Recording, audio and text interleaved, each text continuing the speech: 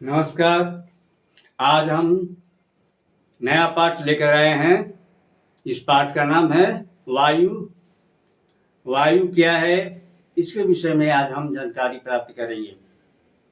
तो वायु जिस प्रकार से जल ही जीवन है, उसी प्रकार वायु हमारा प्राण है। जल के बिना तो 1-2 घंटा 2-4 घंटा रह सकते हैं, 1 दिन 2 दिन रह सकते हैं, लेकिन वायु के बिना तो हम एक क्षण भी रहने में मजबूर हो जाते हैं। यानी 5 मिनट 2 मिनट भी नहीं रह सकते हैं।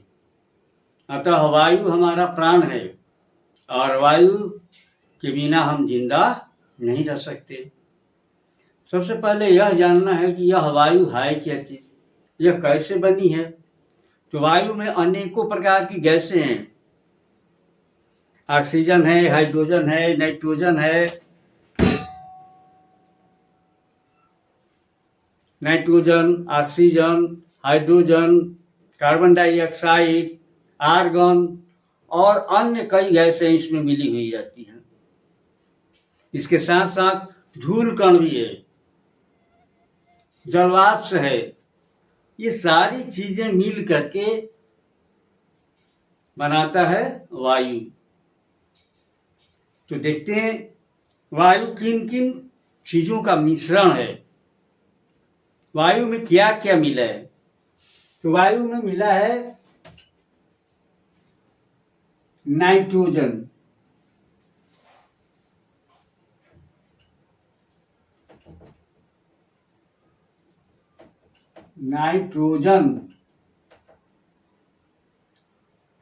इसकी मात्रा वायु में है 78%। कितना है? 78%। और ऑक्सीजन है, ऑक्सीजन की मात्रा है 21% या 20.9%।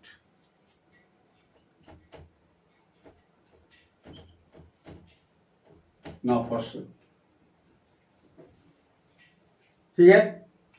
इसके बाद ऑक्सीजन हो गया, नाइट्रोजन हो, आर्गन है,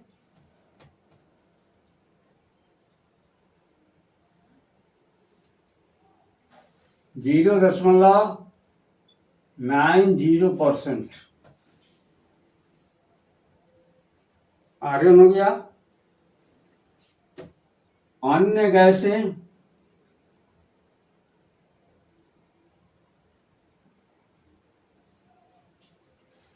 धूल का, ये सारी चीजें जो होती है हमारे हवा में मिले हुए हैं।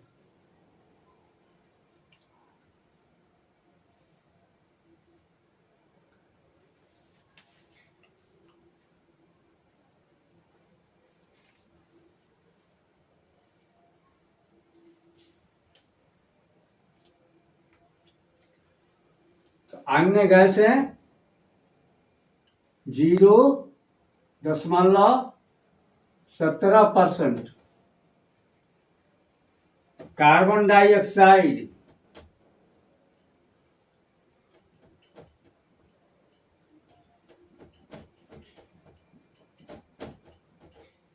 ऑक्साइड 0.3%। आपका धूल कण भी है। धूल कण,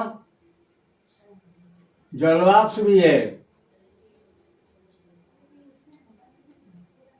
जलवाष्प, तो इस प्रकार हम समझते हैं कि हवा जो है उसमें नाइट्रोजन 78%, ऑक्सीजन 21% या 20.9%, आर्गन 0.90%, अन्य गैस से 0.17%, जिसके साथ धूल कण और जलवाष्प भी मिला हुआ होता है, और कार्बन डाइऑक्साइड है 0.3%।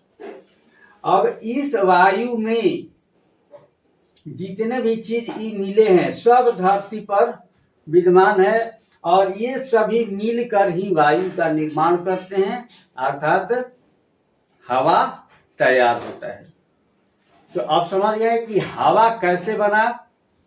तो नाइट्रोजन, ऑक्सीजन, आर्गन, अन्य गैसें और कार्बन डाइऑक्साइड के अनुसार सभी क्या मिलकर के वायु बना है। अब ये वायु का अपना एक गुण है। क्या गुण है? तो यहाँ पर देखिए, मैंने बताया है यह स्थान घेरती है। ऐसा कोई भी जगह नहीं है जहां पर यह नहीं रहती है। यह स्थान कैसे घेरती है, ये साधारणतः अभी हम परिचय बता रहे हैं। तो ये स्थान कैसे घेरती है इसको पहले समझा देते हैं। जैसे मान लीजिए कि आपके पास एक गुब्बारा है। आप गुब्बारा क्या करते हैं? फुलाइए। गुब्बारा फुलाइएगा तो उसके अंदर हवा चला जाएगा। तो हवा जाने का मतलब क्या है कि वो अपना जगह बनाती है। जितना हवा डालिएगा उतना वह जगह बनाएगी और जिस तरह का वस्तु रहेगा उसी तरह का वह जगह भी बनाती है। यानी कि हवा जगह घेरती है, स्थान घेरती है। हर एक खाली जगह में हवा रहती है। ऐसा कोई भी जगह नहीं है जहां पर हवा नहीं रहती है। ये सबका हम विश्लेषण दूसरे पाठ में करेंगे। अब आते हैं, वायु में भार होता है।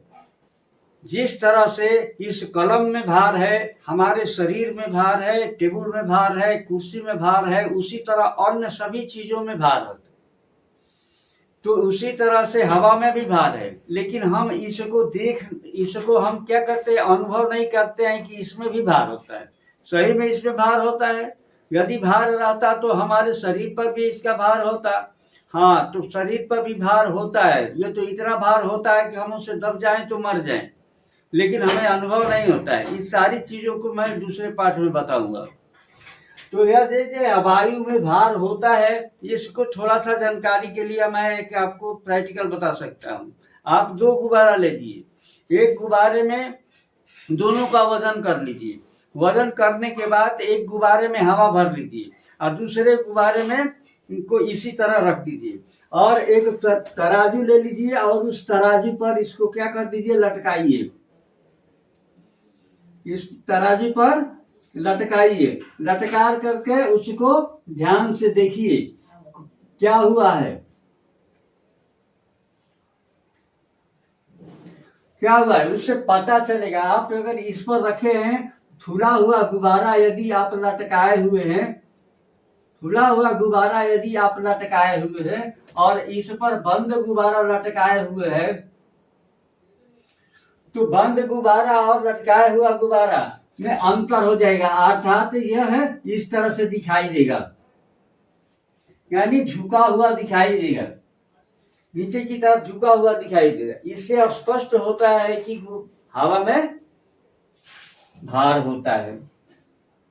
इसके लिए प्रैक्टिकल भी बताएंगे, तरह तरह के प्रैक्टिकल आपको बताएंगे और आप घर पर भी करके समझ सकेंगे कि वायु वास्तव में है क्या और इसका क्या क्या प्रभाव होता है। वायु दबाव डालती है। यदि दबाव नहीं डालती तो ना हम खड़ा रह सकते, न चल सकते, न घूम सकते, न फिर सकते। अतः यह दबाव डालती है। यह दबाव नहीं डालती तो हम खड़े नहीं रह सकते। कोई भी चीज पर दबाव पड़ता है। हमारे शरीर पर क्या है? हवा इधर से भी दबाव पड़ रहा है, इधर से भी दबाव पड़ रहा है, इधर से भी दबाव पड़ रहा है, इधर से, माने चारों दिशाओं से, ऊपर नीचे। यानी कहने का मतलब है कि 4 दिशा तो ऐसे जनरल होती है, लेकिन 10 दिशाएं होती है। 200 दिशाओं से हमारे शरीर पर इसका दबाव पड़ता है, जिसके कारण हम यह कहते हैं कि वायु दबाव डालती है। वायु दबाव के कारण हम अपने बोतल से क्या एक्स्ट्रा डाल करके और उसको पानी पीते हैं। पानी पीते हैं, जूस पीते हैं, या आप कुछ भी पीते हैं, कोको कोला, थम्स अप या इत्यादि, या आप फ्रूटी पीते हैं। जो भी पीते हैं उसी के कारण पीते हैं। किसके कारण? वायु दबाव के कारण। यदि वायु का दबाव नहीं चलता तो ये मेरा कलम भी नहीं चलता। वायु दबाव के कारण ही हमारे रिफिल में स्याही टिक पाता है, अन्यथा हमारा पॉकेट कलम के स्याही से रंग जाता। चलिए आगे बढ़ते हैं। यह संकुचित और फैलती है। जब हवा ठंडी होती है तो यह सिकुड़ती है, और जब हवा गर्म होती है तो फैलती है। इसका भी एक आश्चर्यजनक आपको मैं प्रयोग बताऊंगा, लेकिन इस वीडियो में नहीं, यह अगले वीडियो में बताऊंगा, भाग 2 में। चलिए हम आगे बढ़ते हैं।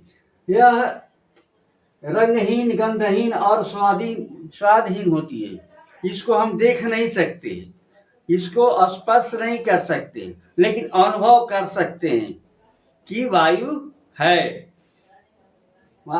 नहीं इसका कोई गंध होता है, यह खुला है, यह किसी प्रकार का इसमें गंध नहीं होती है, सेंट नहीं होती है। यदि सेंट वायु में फैलाते हैं, डालते हैं, तब जाकर के वह सेंट हमारे नाकों तक पहुंचती है, लेकिन ऐसे वायु में किसी भी प्रकार का सेंट नहीं होता है। गंधहीन होता है, हो गया, रंगहीन होता है, इसका कोई अपना रंग नहीं है,